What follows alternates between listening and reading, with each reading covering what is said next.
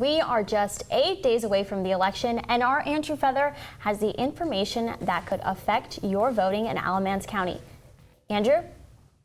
Yes, Maya. An Elon News Network investigation has found that more than half of the polling places in Alamance County could be in violation of federal law come Election Day.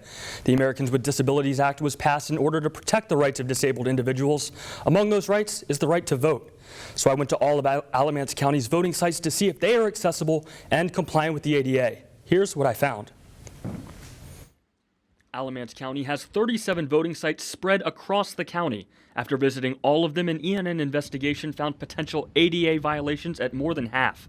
Many of the violations are relatively minor, like the need to put up temporary signs or parking pads. Director of the Alamance County Board of Elections, Kathy Holland, says there are plans to address that before the election. Holland says she has been spending her time this week training poll workers and monitoring early voting sites and was unavailable for an interview. She did send ENN the following statement. In 2003, the Alamance County Board of Elections began performing ADA surveys of each polling site. This was done in collaboration with the NC State Board of Elections' efforts to make polling places in North Carolina ADA accessible. All new sites must be surveyed before the site can be used on Election Day or as an early voting site. We use temporary signage, varying routes for accessible access, curbside assistance, and greeter assistance to inform voters of their options and to offer accessible access to the polling places. But outside of temporary fixes, there are some other issues. According to the ADA, van-accessible parking spots must be at least 96 inches wide.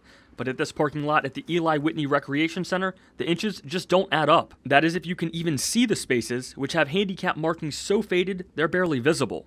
And this community center in Ossipee has parking, but the lot isn't paved and has no handicap spots, which could make it difficult for those in wheelchairs to cast their vote. But that isn't the only polling place with gravel or grass lots, which according to ADA guidelines by the United States Access Board do not meet slip resistance or smoothness requirements. 5 other locations, including a church in Gibsonville and a church in Snow Camp, also have grass or gravel parking. And some accessibility problems stretch beyond just parking. At the Civitan Clubhouse in Burlington, wheelchair-bound individuals may have a hard time navigating the gravel lot, but when they reach the step at the door, that's a whole new hurdle. And if they make their way to the side doors, which are on more level ground, they'll still find a bump in the road.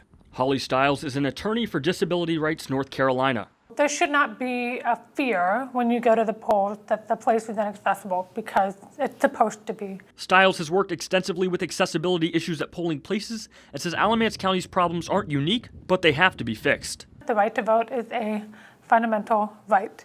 And so if you are discouraged or if you are experiencing barriers getting to the polling place, not only is that a violation of your rights as a person with a disability, but that is an infringement on one of your most fundamental rights.